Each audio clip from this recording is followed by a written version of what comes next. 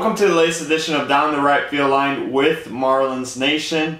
The Marlins go on the road after having a 1-8 homestand against the Braves, Rays, and Red Sox. Now they head to Tampa for a 3-game series and then a 3-game series in Boston. We haven't had a lot of success in Boston, and just recently we haven't had success in Tampa either. So the Marlins are looking to just bounce back from both series and, get back on the winning rate. They've had a tough June trying to get back to winning ball games, and, Guillen's really on the guys to get them to start winning. Big Z pitched the first game against the Rays, and you really needed him to go out there and get on his game. He needed to he's been the ace so far, he needs to bring the team into that winning ball games type mentality. Right. And, the first game, you didn't really see him show up. No, 6 walks in 2+ innings, 4 earned runs. That was just an atrocious second inning by Zambrano.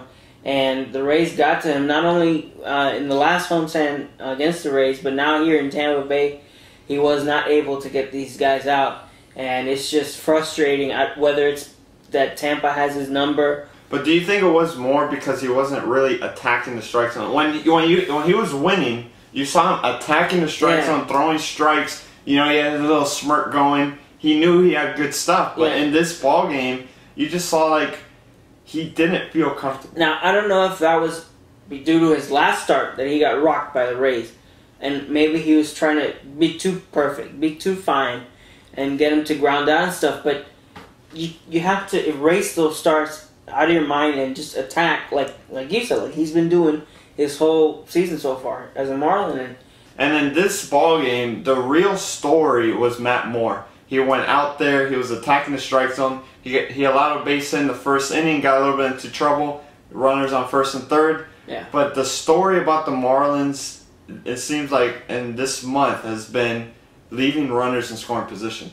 And in this game, left the runner on third, and the Marlins have another chance the rest of the game, because after that, once the Rays took the lead, they just took off. And Matt Moore went 7 innings, 8 strikeouts, didn't allow a run. It was almost like a one-hitter, you can say, because then the bullpen took over, the game was over. But Matt Moore, once he set the tone for this game, we had no chance. And with Big Z not attacking the strike zone, once we fell behind big time, and now we can't get to Matt Moore anymore. Yeah, the difference between Moore and Zambrano was Moore was attacking the strike zone, Zambrano wasn't. I mentioned last week that Moore seems to be the favorite for Rookie of the Year. Now, there's Mike Trout with the Angels and so on, and Brett Lawrie, I believe, is eligible for Rookie of the Year in Toronto. But, Moore is right behind them, and he really definitely showed it in that start against the Marlins. So going into Game 2, the Marlins had a lot of pressure on them. The Rays have won 8 straight games against the Marlins, and you still have 2 more games in the series, and the Marlins felt like, if we don't win this game, we're going to get swept. You lose Game 2, all of a sudden you have all the pressure. And they just went out there trying to be aggressive. They were able to score very early in the game, Rafi, and take a lead. And I was actually at this game. A few of you guys tweeted me while I was there. And, it was a great game early on. We were like, okay, we're bouncing back. Our offense is looking good. And, we're able to score a couple of runs early with runners in scoring position, just like I mentioned before, which was our problem so far. Right. And, we're, feeling comfortable. But then, what happened? Then the relief came in. Cishek came in to get the final out of the, I believe, 7th inning. And he left a pitch, I thought it was inside, but it might have been right out over the plate. And Sean Rodriguez touches the chalk down the right field line.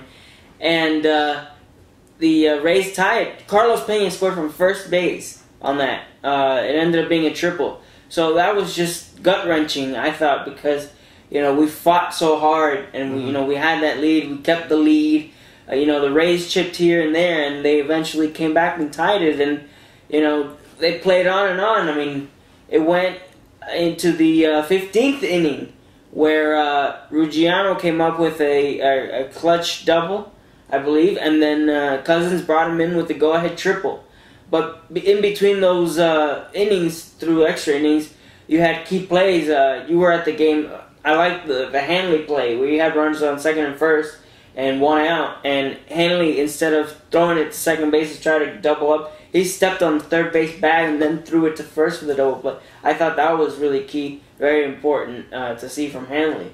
Yeah, it was such a big mixture of good things and bad things, because throughout this losing June, we've had poor pitching, poor defense, and poor execution. And in this game, you had a little bit of, I guess, a good mixture because we were able to win the game. But early on, you had execution offensively, able to bring 2 runners in with runners in scoring position. And then the pitching was okay. It was okay early on. We were still winning the game. Yeah. But, again, Cishek. It all goes down to Cishek. And Cishek has been, I think, the MVP of the bullpen so far. But in this game, he just didn't have it. He left that pitch up, which he's had that problem before. Since he has that kind of angle thing, he's having a big problem spotting his pitches. Yeah. And in this game, that was an important play. Definitely. And he left it up. Sean Rodriguez hit it down the right field line. So, but then later on, once we got into extra innings, both teams just couldn't execute anything. You had runners on.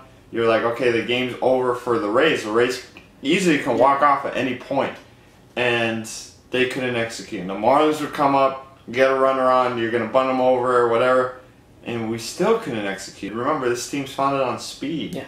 And if we get balls in play, at least you get something done rather than get a pop-up. You don't get anything accomplished. And I know Stanton has been doing that a lot, and so has Infante.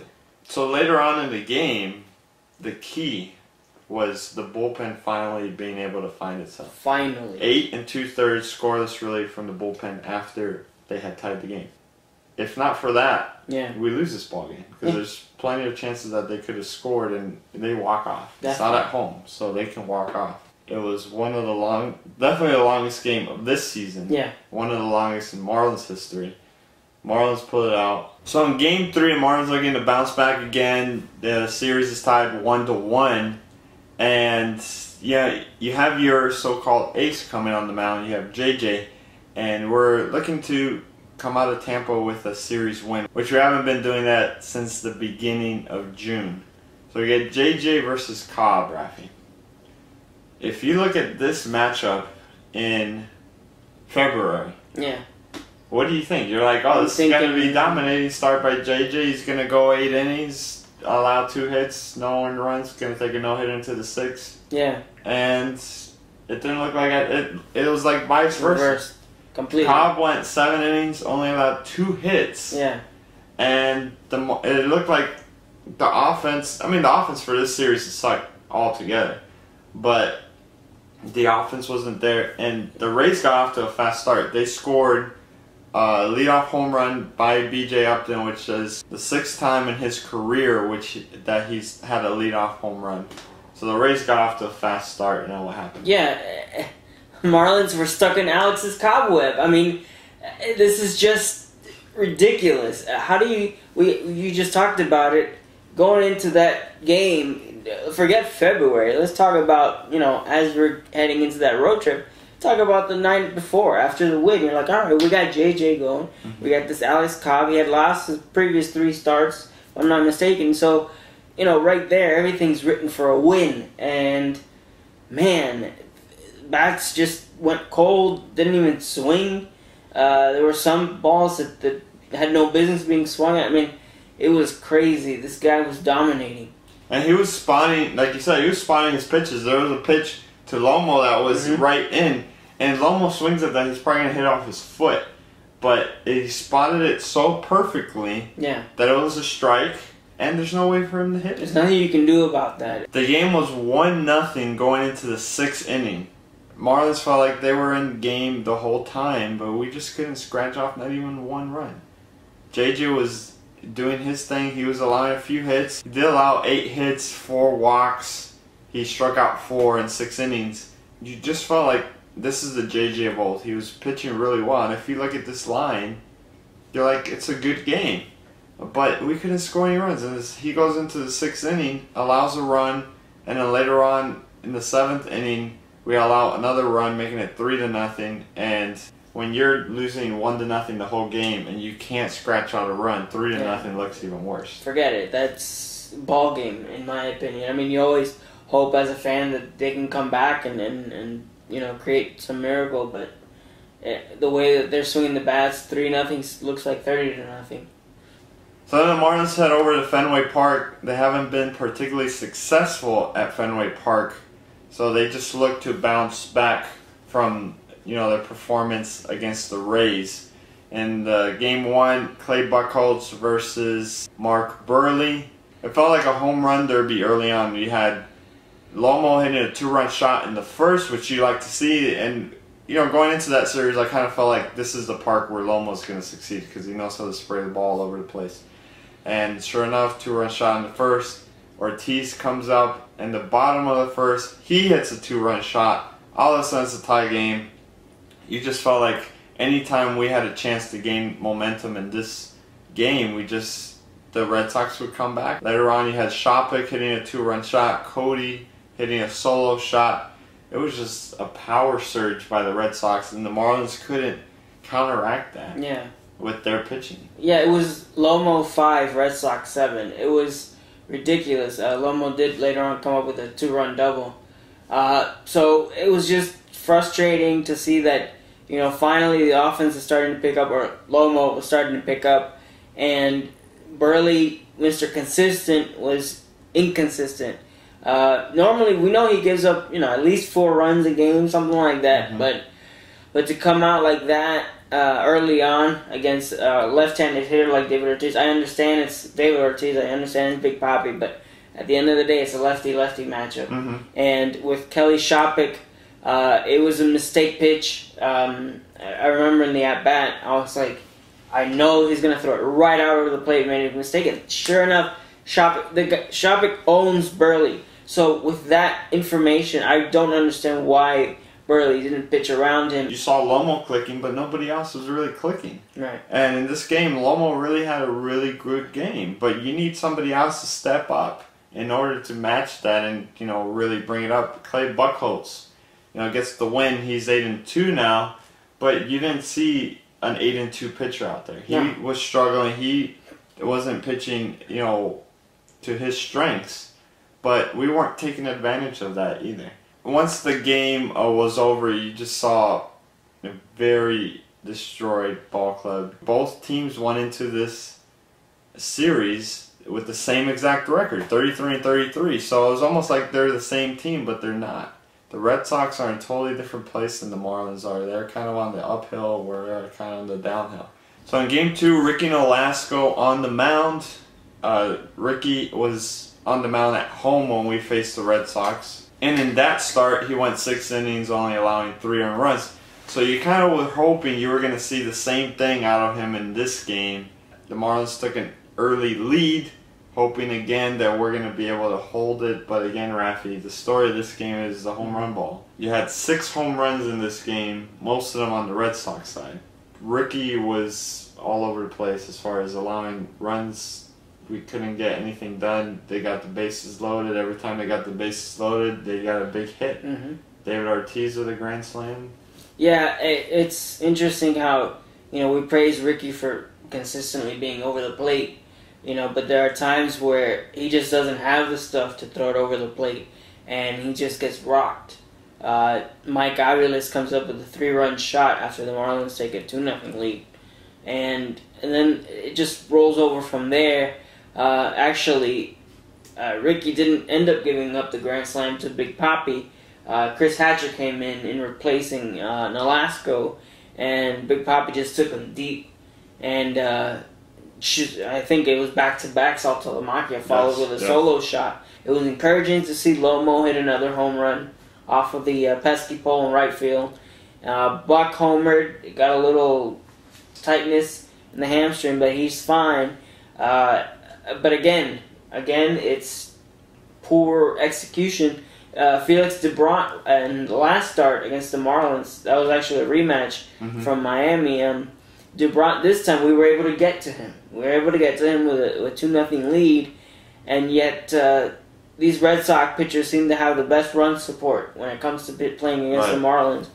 You know, you mentioned Lomo. So far in this series, Lomo's really been the only one who's been clicking. And you know, on the Twitter Tuesday on Fox Sports, I sent in a tweet asking Tommy. You know, this was right after Lomo homered in the first game, asking Tommy, which player on the Marlins do you think is best built for this ballpark?